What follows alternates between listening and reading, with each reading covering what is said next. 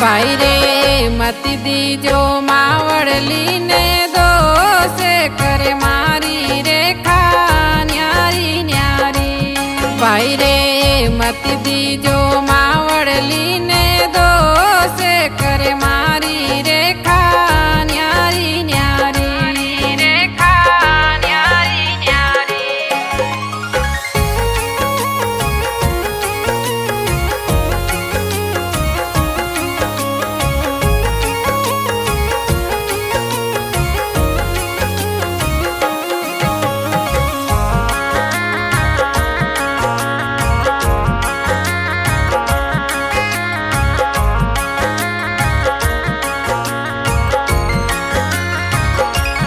भाई रे एक पिता रे बेटा चारे चारा